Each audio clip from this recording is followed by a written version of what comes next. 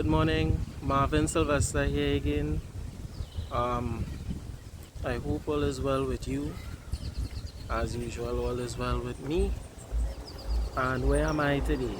Um, Today I'm in the vicinity of Skinner Park in San Fernando, South Trinidad. As you can see, the weather is bright, sunny, a few clouds, but again, another wonderful day to be out with your family, moving around, doing stuff. Another really nice day today.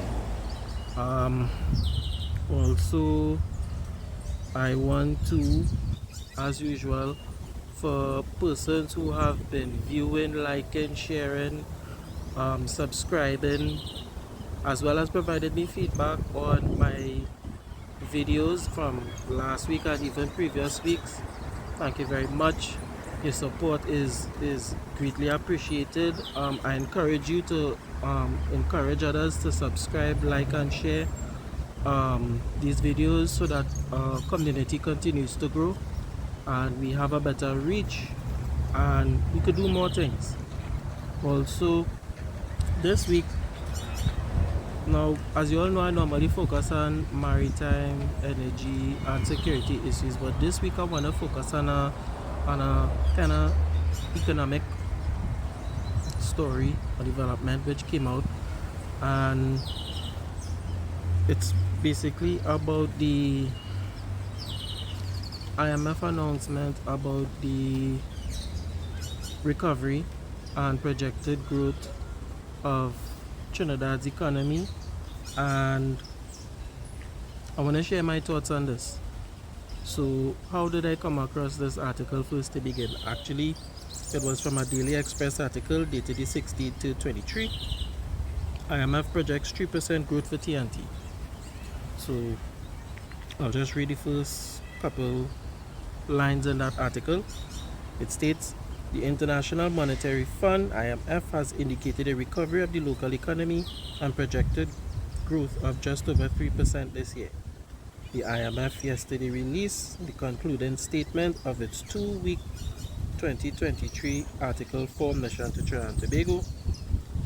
It is a yearly health check by the international experts of Trinidad and Tobago's economy and finances. Right?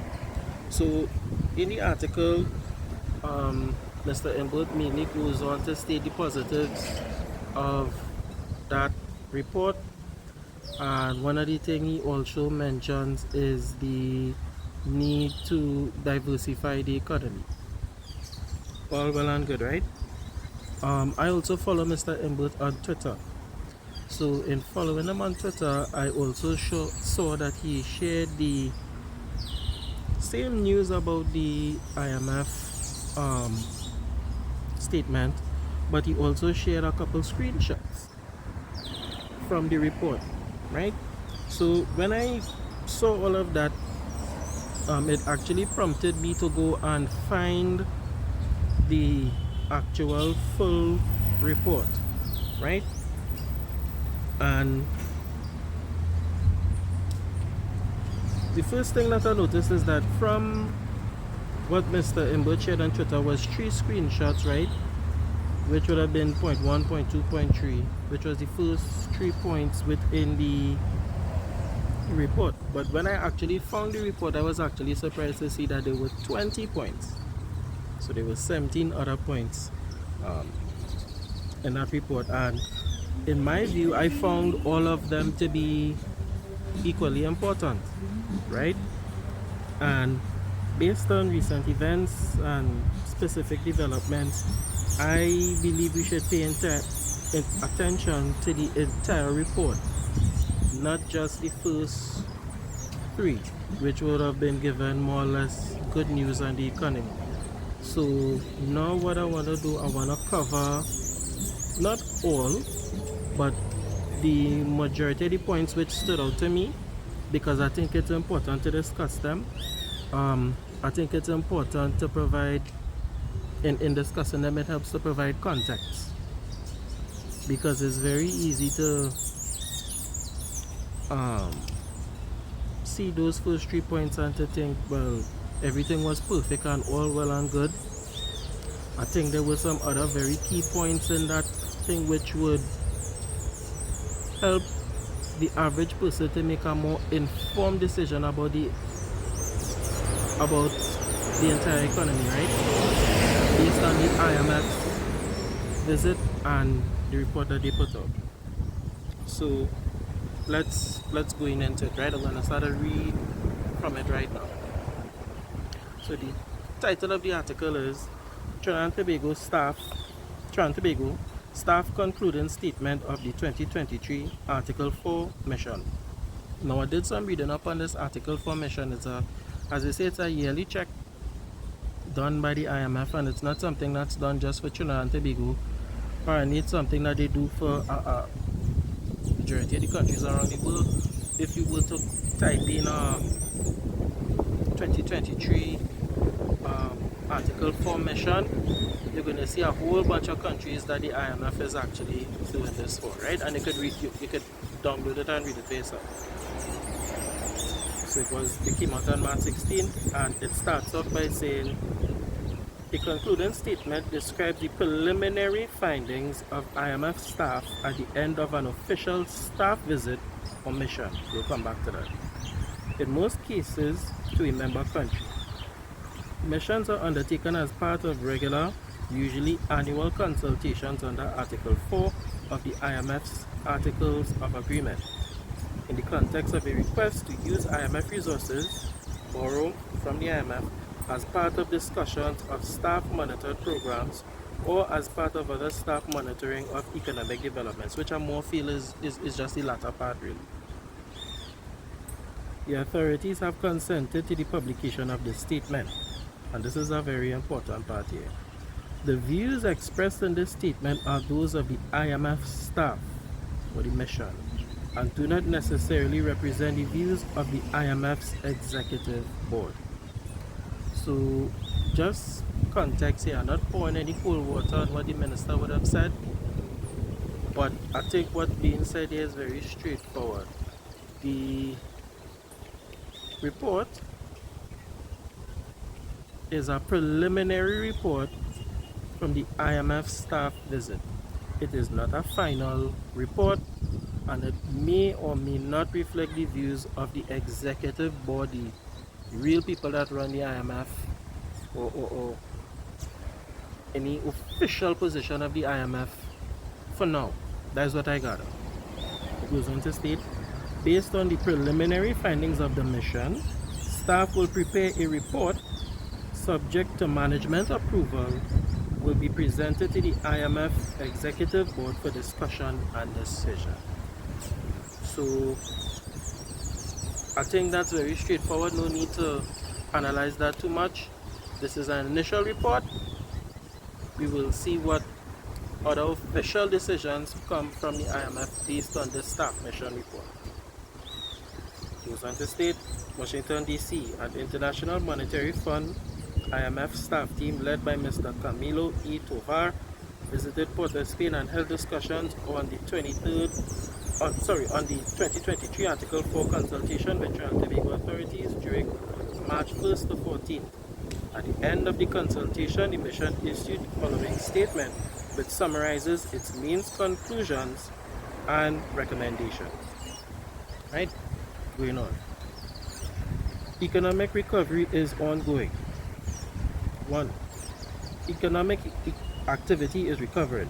Real GDP is estimated to have expanded by 2.5% in 2022, supported by the non-energy sector, which was partially offset by an unexpected weak performance of the energy sector.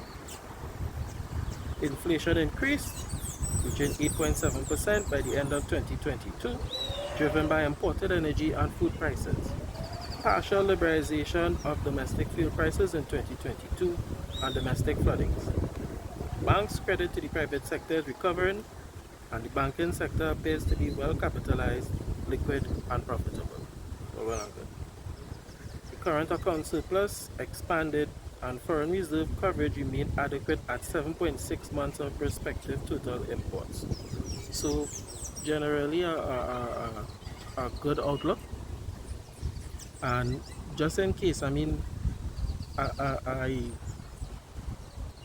I am a average person, and I know a lot of average people watch this thing, and you will hear the term GDP being mentioned a lot. Just in case anybody wants to know what GDP, viewing wants to know what GDP is, I just thought I'd give a quick definition. Basically, gross domestic product is the total monetary or market value of all the finished goods and services produced within a country's borders within a specific time period. As a broad measure of overall domestic production, it functions as a comprehensive scorecard of any given country's economic health. So basically, what is GDP? In my layman's understanding, if, and I'm just using random makeup figures, right? If Trinidad and Tobago has $10 worth of oil and gas, natural reserves, it produces mangoes and bananas, and it has $10 worth of bananas, $10 worth of mangoes, and in addition to that it has $10 in the bank, 10 by 10 by 10 by 10. Basically that is the GDP of Trinidad and Tobago, $40. The total value of the country based on its resources, goods, money in the bank, etc. Obviously there are people who could explain that better than me, but that's just my layman's definition, right? Explanation. So we go on to point 2. Higher global energy prices and prudent consolidation measures contributed to a fiscal surplus and decline in public debt. The overall fiscal balance registered a surplus of 0.3% of GDP in financial year 2022 for the first time in over a decade, and after a record deficit of 11.7% GDP in fiscal year 2020, the surplus reflects higher than anticipated energy revenues, some spending cuts relative to the budget, and the reduction of fuel subsidies, which we knew happened, right? Central government debt declined to 53.8% of GDP from 60% in GDP in financial year 2021, which is good. And the gross public debt declined to 71% of GDP from 79.2% of GDP in financial year 2021, which is good. Public financial buffers remain strong, with total assets in the Heritage Stabilization Fund at US $5 billion, 18.6% of GDP by end financial year 2022. All very good news, very good news. I believe basically what they're saying is that we had a budget surplus last year. The revenues exceeded expenditures. The amount of money we brought in exceeded the amount of money we spent, and this is very good news for Trinidad and Tobago. Good news for the government. Well done on them for achieving this, and let's continue quickly. So the headline for this section now, when we go further down, it says positive outlook but looming uncertainties, and why it is I want to highlight that. Now, when the minister would have shared the screenshot and he shared point 3, that particular point, that header for the section for point 3 was surprisingly cropped out. And that is why I'm saying where it's important to go through. You know, you see a document, you hear something being mentioned, it's important for you to go in and to take a look at it yourself and to see what it actually says, because sometimes it might have key things there that would help you to put things into perspective, things that you would miss and you would think, well, oh, is this, but really is that. So I'm not pouring cold water on anything the minister said, but this is what the header for point 3, which he read out, actually says. Positive outlook but looming uncertainty. So not overemphasizing it, but keep it in mind. Point 3. The recovery is expected to gain broad-based momentum in 2023 with a 3.2% GDP expansion. Over the medium term, new energy projects will come into production. Dragon, Manatee, Calypso, right? But as oil and gas fields mature, potential growth will slow down to 1.5%. Inflation is projected to slow down to 4.5% by end 2023 and will continue declining with international prices.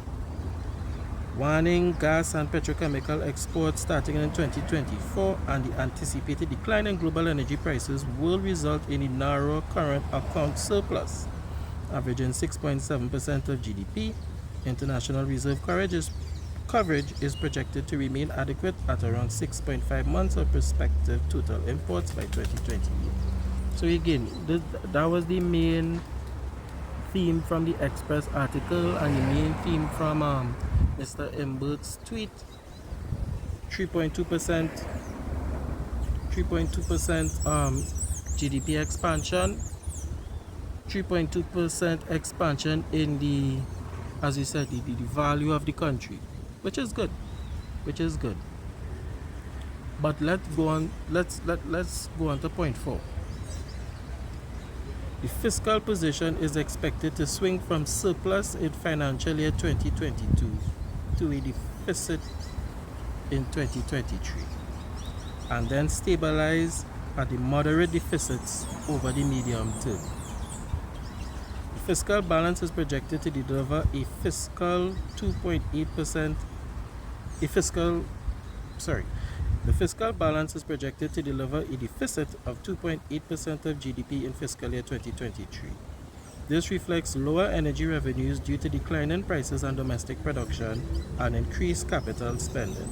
The deficit is expected to persist over the medium term, which could widen with the outcome over the ongoing public sector wage negotiations.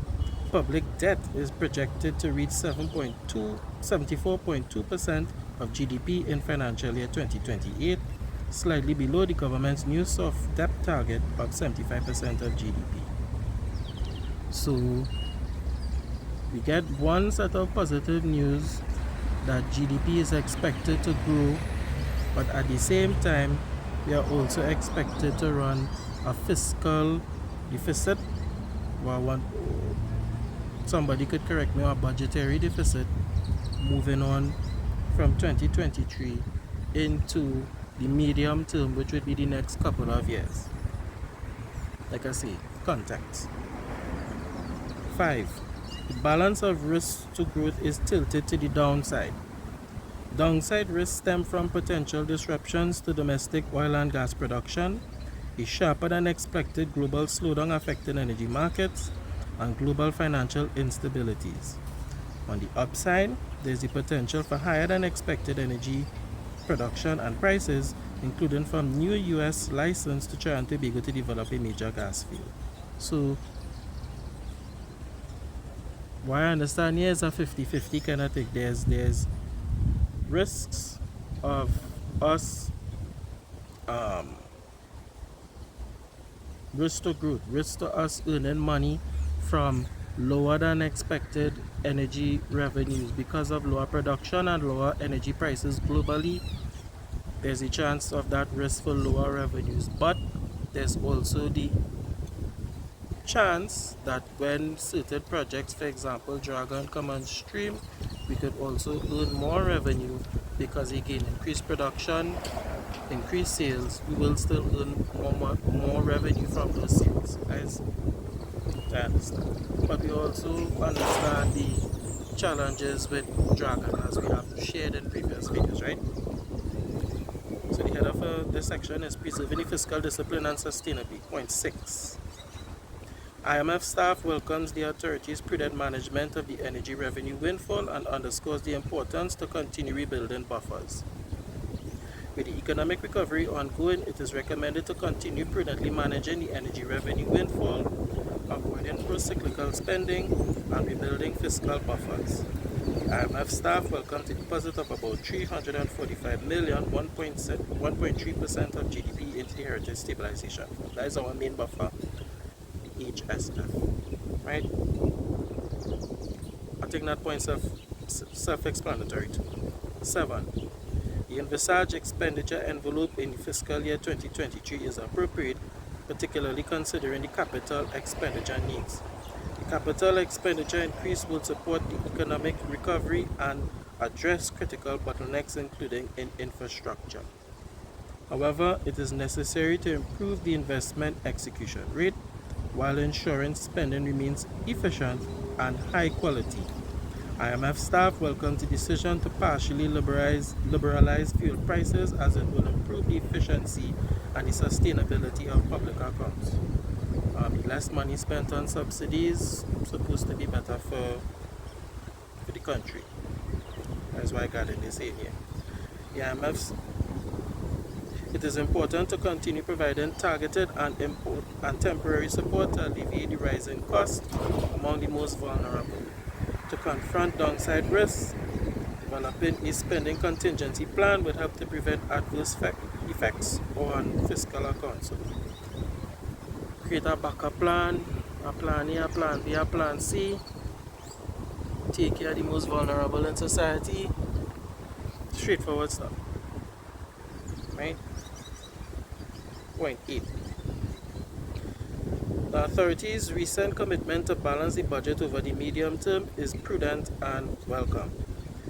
The recent fiscal measures introduced to mobilize revenues, rationalize spending, and incentivize private investment will help improve the fiscal position.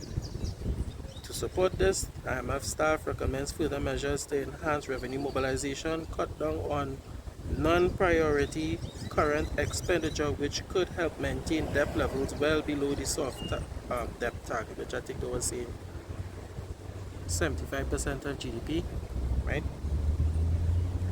Additional revenue could be generated through implementing tax reforms and strengthening the tax administration. So I want to just focus on that point for a bit. So we've seen that happen. We are the Revenue Authority, right? We've been seeing the tax amnesties, which is bringing in revenue for the country. I think up to recently I saw a report where the Finance Minister, Mr. Imbert, was saying they were actually hitting some of their targets by offering the amnesty and people paying the outstanding income taxes, businesses and individuals. Also, we all know the property tax is going to come on stream soon, right? So we seeing those things, right? It has advised to continue gradually phasing out subsidies, which we've been seeing happening, streamlining transfers to state-owned enterprises, and improving public spending efficiency. Pace and composition of the adjustment should continue to preserve the spending for the most vulnerable and for essential capital. Basically, I think they're saying continue to keep doing what they're doing and protect those most vulnerable in society, and hold back some money here and there. Number 9, long-term fiscal risks related to the pension system and global energy transition away from fossil fuels need to be addressed. States, in absence of reforms, the national insurance system's deficit is expected to widen, and its reserve to be depleted by mid-2030s. IMF staff welcomes the authorities' proposal to increase the retirement age to 65 years. I want to pause there for a minute. Now, I started to do some reading on this because, when people hear raise retirement age, they start to think about certain things and pensions and whatnot. Now, anybody could feel free to correct me on my understanding on this, but the reason of the retirement age is actually going to be a good, because all it is doing is raising the maximum retirement age, just the age that you're supposed to retire at, from 60 to 65. So basically it is giving people 5 more years to work. So whereas at age 60 I had to go home, now if you choose once the maximum retirement age is raised, you could choose to work a further 5 years. It's not that you're going to be forced to work up to 65.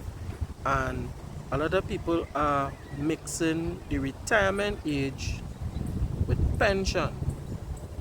From my little reading online, basically the government to get old age pension, NIS pension, citizens, senior citizens pension, whatever you call it, that has always been age 65. That is the pension that you get from the state. But wherever you work in, whether in the government sector or the private sector, if the pensionable age is 60, or if there's whatever time period you have to earn pension by within that company or by age, you could still get it at age 60. So basically you could still take early retirement at 60, still get your pension from your job, and still get, depending on whatever the circumstances, is your government pension at age 65, right? So I try to wrap my head around it, but I don't think, based on what I've read, people should be too alarmed. Ideally, all that is happening is the retirement age, nothing to do with pension per se. The retirement age is it is recommended as being increased to age 65 because we have an aging economy, less people in the workforce, just to give people more time to work, so that they could get more contributions to pension, so that the people who are currently enjoying pension could continue to do so, and the people who will be due to get pension in the future could also continue to enjoy government pension. That is just my layman's understanding of the whole thing.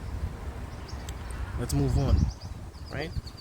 Other parametric measures, including gradually increasing the contribution rate, could be considered to ensure long-term financial viability of the system. So increasing NIS contributions, the actual amount of money you pay in NIS, that is up for debate. Ensuring an energy transition that delivers on fiscal objectives and avoids disruptive policy adjustments requires the design of a sustainable long-term fiscal strategy. Right? Now, going back to the point where they were talking about the transition away from oil and gas, I think it's something that needs to be very carefully managed. We have our oil and natural gas here. We need to use that to develop our economy, and my thoughts are we shouldn't be rushed. We should do it on our own timetable to some extent, where we shouldn't rush into anything and then put ourselves at a disadvantage. That is just my thing. Moving to renewables is good. Moving to alternative sources of energy is good, but it should not be to the detriment of the people of Trinidad. Just my thoughts. So we skip 10. We go to next header: maintaining a consistent monetary and exchange rate policy. Point 11. IMF staff encourages the authorities to continue maintaining sound and consistent policies to support the current exchange rate. The Central Bank of Trinidad and Tobago has maintained its repo rate, or the interest rate, at 3.5% since March 2020 to support the recovery of the economy.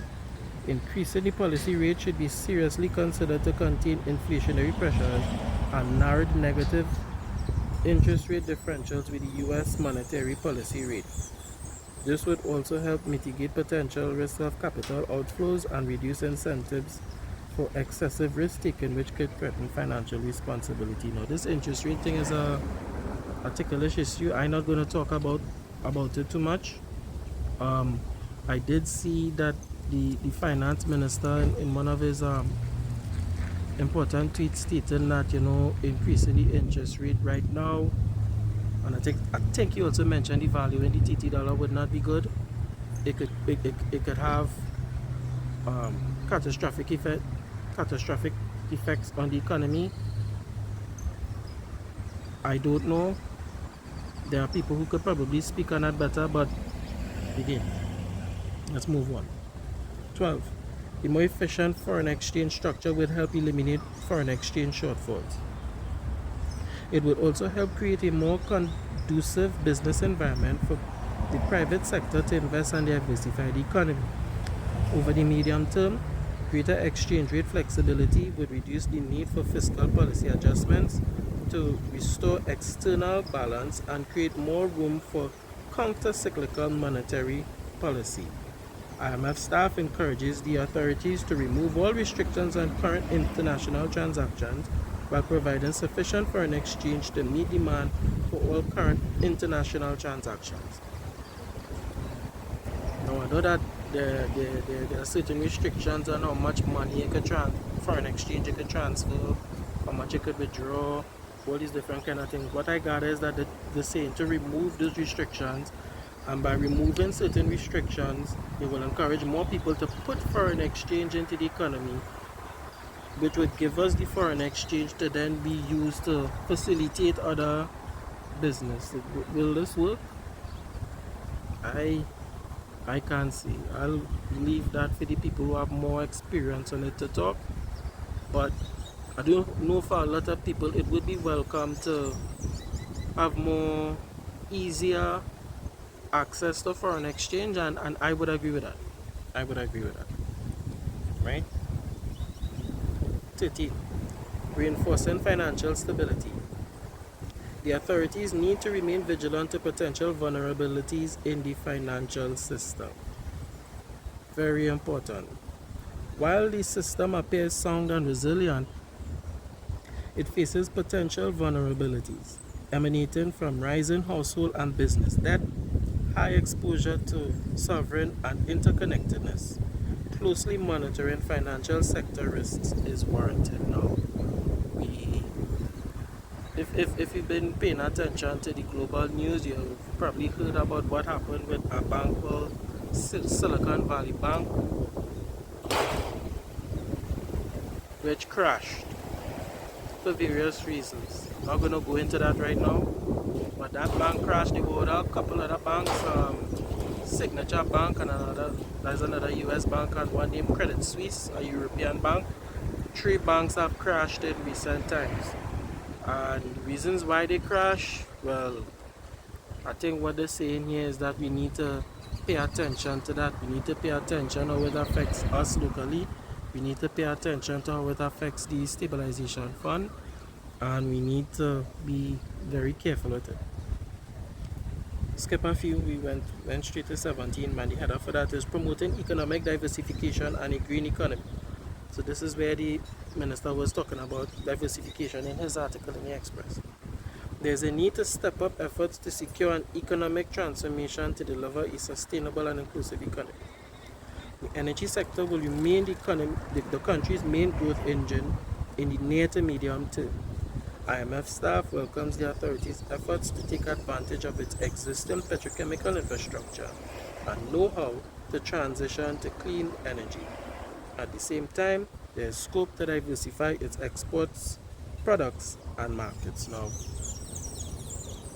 I believe this is true. I believe recently the Prime Minister was mentioning a potential wind energy project off somewhere of the East Coast. And we also have the I think it's the BP Shell solar projects, which yet to come on stream, but that would be in keeping with the transition away from petrochemicals and creating a more sustainable sources of energy to do whatever has to be done for the country. Clean energy, to provide more clean energy for the country. So, but basically that point is very self-explanatory. 19. Authorities' actions to reduce greenhouse gas emissions are commendable. Several renewable energy projects are being developed to meet 30% target of renewable energy sources by 2030. So I just mentioned some, right? The solar projects and the potential wind project. IMF staff encourages the authorities to continue advancing on these initiatives and welcomes their new green energy hydrogen strategy for the energy transition. Efforts to integrate climate change considerations in the financial sector supervision are also welcome. Right? And I think we could even mention the national energy tug resilience, national energy resilience. Yeah, I mean, all these things are steps in the right direction when it comes to being environmentally friendly, climate friendly, and whatnot, right? And then the last point here, point 20, the header for that was enhancing the adequacy of statistics. Point 20, IMF staff welcomes the progress to improve quality, timeliness, and coverage of macroeconomic statistics, but some challenges remain. Transforming the Central Statistical Office into an independent national statistic institute will help strengthen the country's institutional capacity. It is encouraged to continue building on the recent efforts to broaden fiscal data coverage of SOEs, state enterprises, and other public bodies. Now, what stood out to me here, in my opinion, is the transforming of this CSO into an independent national statistical institute. Now, the word independent stood out to me. Why would they need to say independent? I always thought that the CSO was independent. I mean, the CSO has its job to do regardless of who in power. But anyway, that's kind of stood out to me. I always thought the CSO was independent and they do a good job. So anyway, and then the article finishes off, the report finishes off. The IMF team is grateful to the authorities and the broad range of public and private sector counterparts for their warm hospitality, cooperation, and constructive discussion. And that closes the IMF report. So again, I will just finish off this part of things here by saying, as you can see, there's a lot of points. I skipped some. There are a lot of points in this report. I just thought it was important to give some context on what was really said in the report. I would encourage anybody to read the report. I'm definitely, as you know, going to put it as a link in the description so that you could do your own reading, come to your own conclusions, talk to subject matter experts. I, as a layman, tried to do a little explanation, but definitely haven't done full justice to each point. The subject matter experts will speak on it and hopefully look at this and analyze it critically. Because and why am I saying that? You know, since this came out on the 16th and there was that interview with the minister and he gave his comments, I haven't really seen anybody talking about all these different points. As a matter of fact, I think it was one article I saw in either was the Newsday or the Guardian, where opposition MP Mr. Tanko, I think, you know, he was just more or less saying, yeah, the IMF says so, but the economy is this, and it was just like a personal attack on the minister and the government. And I hope to see, you know, it more better analysis of it being done by the heads. We have our opposition. If, you know, read the whole thing, look at it. You know, you all have your subject matter experts. Give us your subject matter expert analysis on it, and let's get a better discussion going on this report. Because, like I said, I think it's very important, and it's going to inform a lot of future decisions. I mean, we need to do more justice to it, right? That's the most I will say on it. So now I'll just go on to some other 3 articles here that stood out to me, right? Very, very quickly. So the first one is a Daily Express article dated the 11th of March 2022. Now this would have come out obviously before the IMF report, right? Imbert admits things not as rosy as 2022. It's an article by Curtis Williams. I'll just read it quickly. Finance Minister Imbert has admitted that as a result of declining energy prices, which we've spoken about many times, the economic outlook for 2023 is not as good as it was in 2022. Not saying it was bad, but just not as good. Since January, the Sunday Express has reported consistently on the decline in commodity prices, and while Imbert tweeted he was achieving all his revenue targets, he has now admitted things are not as rosy as last year. Speaking on Friday at the Hyatt Regency Hotel at a trade show organized by the Jamaican government, Imbert said commodity prices have gone down. It is not as rosy as 2022, but what we have found very particular in 2022, which would be of great interest to you, is that our non-oil sector or manufacturing sector somehow managed to rebound from COVID and also managed to grow in a way we did not expect. Imbert admitted that close to 50% of all government revenue comes from the energy sector, including oil, natural gas, and petrochemicals, all of which have seen prices soften recently. So some other points from the article was just basically ammonia prices have dropped, more revenue from taxes, spoke about that as well. And another key point from the article I want to touch on was also said, on falling energy prices, the finance minister said TNT was still well placed.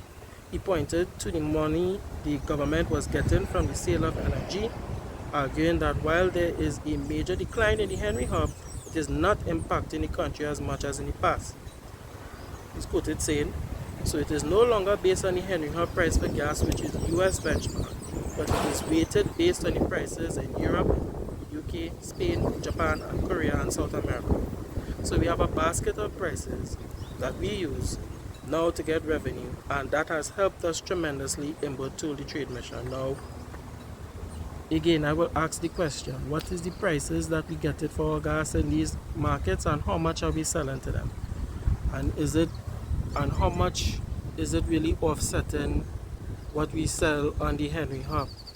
I remember mentioning this based on what Minister Young would have said as well in the past. He said the same thing, similar thing. What exactly? It would be good to actually get some figures at some point. And also in the article, the minister covers that he's confident that the Dragon deal with Venezuela will work out, and they're also in discussions hopefully to get natural gas from Guyana and Suriname. So all well and good if it works out. I definitely hope Dragon works out, and if the Guyana Suriname come on board, obviously all well and good. I support that. Next article I want to cover is also a Daily Express article dated the 12th of March 2023. The title is Asia Market Opportunity for Atlantic LNG by Curtis Williams. So I'll just read it quickly and talk a little bit about it at the end.